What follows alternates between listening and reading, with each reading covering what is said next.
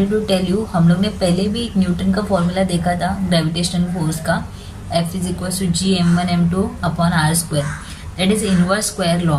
वो inverse square law, ये law why Newton think it depends on the distance, because he got the help from the Johannes Kepler, and Kepler's third law says use that distance का formula. In terms of that, Newton got the idea and he formulated his law with the help of the Kepler. How? We'll discuss in this class, in this topic, particular topic. अभी बात करते हैं कि इसमें दो topic आने वाले हैं. First is called as uniform circular motion. Okay, uniform circular motion. Before starting the topic I tell you कि एग्जैक्टली इसके एग्जाम्पल क्या है. जैसे हम लोग को पता है सन है, सन के सराउंडिंग में कौन रोटेट कर रहा है? अर्थ रोटेट कर रहा है, एक पर्टिकुलर ऑर्बिट में रोटेट कर रहा है. Yes. Next, this is the first example. Second example already ये डिस्कस किया है. इलेक्ट्रॉन्स है, किसके सराउंडिंग में रिवॉल्व कर रहा है? न्यूक्लियस के. Third, you will consider moon है, किसके सराउंडिंग में रिवॉल्व कर रहा है? अर्थ एक पर्टिकुलर ऑर्बिट में मूव कर रहा है with a constant speed. And the last one, we are very familiar, हम लोग घड़ी का कांटे देखते हैं, मिनट हैंड, सेकेंड हैंड. ये तीनों जो हैंड्स है, या क्या बोलते हैं इसको, एरोज है, ये इंडिकेट करते time, and they were all the same with the particular time. Yes no what that indicates? This motion, all these are the example, and this motion indicates uniform circular motion.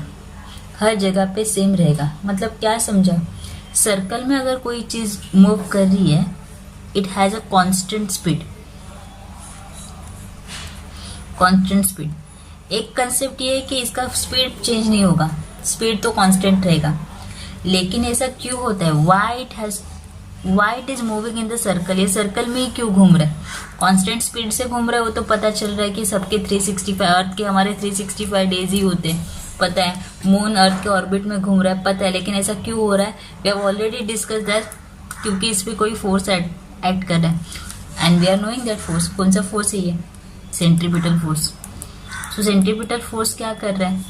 Which holds the, you can say which holds the any one of it, like electrons holds in the orbit, moon holds in the orbit, and it moves in a particular circle, just because of which force? Centripetal force. And ये centripetal force का formula is given in your textbook. F is equals to mv square upon r. So what is m? M is a mass of any object. Mass of any object. Okay. What is v? V is a speed. What is r? R is a distance. अगर यार moon ले रहे या अर्थ ले रहे तो क्या आएगा? It is a mass of the planet. v is the speed of that particular planet. r is the distance between the planet and the earth, or you can say कोई भी planet and the sun. so ये क्या रहेगा? Centripetal force का formula. मतलब क्या? Uniform circular motion का I had given you the examples, कि ये एग्जाम्पल्स है. क्या समझा इसमें से? कि हर एक चीज जो रोटेट कर रही है या रिवॉल्व कर रही है, हैविंग अ कांस्टेंट स्पीड. ऐसा क्यों हो रहा है? Just because of the force. ये फोर्स कौन सा है? Centripetal force. ये सेंट्रीपिटल फोर्स का फॉर्मूला क्या है? mv square upon r. Now अभी ये देखना है कि न्यूटन ने ये फॉर्मूला यूज कैसे किया है with his formulation of the Newton's law of gravitation. That is given in your text book very clearly. Okay. एक रिवॉल्यूशन कंप्लीट करने के लिए, एक पूरा रिवॉल्यूशन कंप्लीट करने के लिए एक circumference of the circle revolve करना पड़ता है. So one revolution is nothing but the circumference of the circle. And what is circumference of the circle? Is 2πr. Yes और नो? पता है हम लोग को. तो डिस्टेंस कितना? डिस्टेंस क्या कंसिडर करेंगे हम लोग? r कंसिडर करेंगे. And what will be the time? एक पूरा टाइम कंसिडर करेंगे. टाइम कितना लगा एक रिवॉल्यूशन कंप्लीट करने के लिए? एक रिवॉल्यूशन कंप्लीट करने के लिए will consider as t. What will be the formula for the speed? We know the formula. ये हम लोग ने ऑलरेडी 9th स्टैंडर्ड में किया है. स्पीड का फॉर्मूला क्या है? Distance upon time. So distance कितना कवर किया? 2πr. Speed denoted by v. Distance cover किया 2πr. टाइम कितना लगा? t. What is the formula of f? f is equal to mv square upon r. Now what we are knowing? We are knowing the value of v. Can we put the value of v over here? Yes, हम लोग substitute कर सकते हैं. तो f is equal to m 2 pi r upon t का square, और ये r, ये वाला r एज इट इज. अब इसका स्क्वायर करते हैं.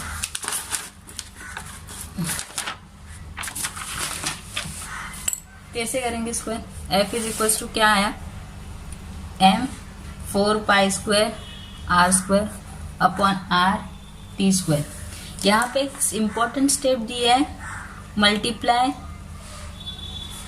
And divided by r square. So m 4 pi square r square multiply किया, this will as it is r square t square, multiply and divide by r square and t square. Okay, अभी क्या करें? 4 pi square m as it is, ये वाला r एक यहाँ पे लेते, r क्यूब हो गया, क्या बचा? r बचा. This r as it is r square t square. What gets cancel? r gets cancel. What will remain?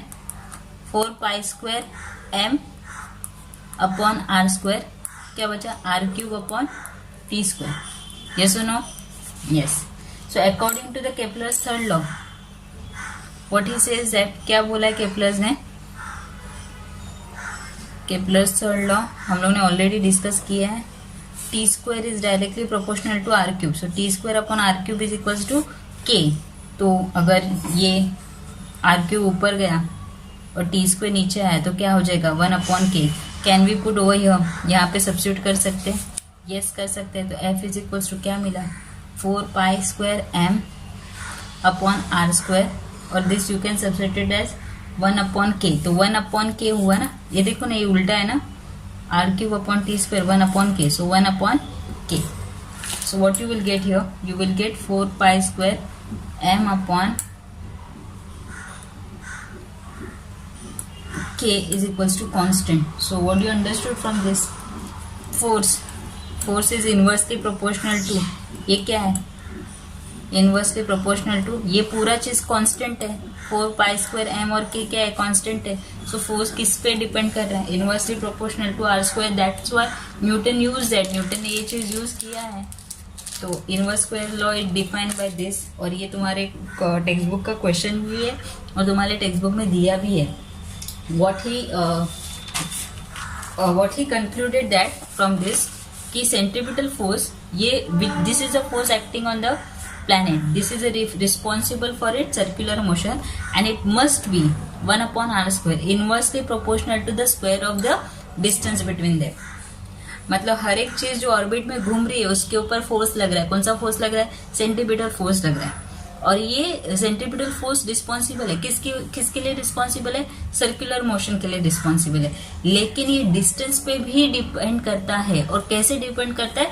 In terms of 1 upon R square. That's what he proves that square of the planet का revolution around the sun. He prove Newton identify this formula with the help of gravity. We know that the gravitational force is weaker than the other force, but it controls the entire universe. पूरे हर एक चीज को पकड़ के रखा है and it decide the future. It is possible. ये हमेशा किसके लिए पॉसिबल है? एक ह्यूज मास के लिए. ये हम लोग ने ऑलरेडी डिस्कस किया. एक प्लैनेट्स के लिए, स्टार्स के लिए और other constitute of the universe. जैसे आया है ऑलरेडी डिस्कस कि तुम और तुम्हारे सामने जो भी है वॉल है, ये एक दूसरे पे फोर्स एग्जर्ट कर रहे हैं लेकिन कोलैप्स नहीं करेंगे just because it is a weak force. और तुम्हारा जो फोर्स का क्या बोले मैग्नीट्यूड कैसे पता चलेगा? With respect to distance. और डिस्टेंस कैसे पता चलेगा? 1 upon R square. Thank you.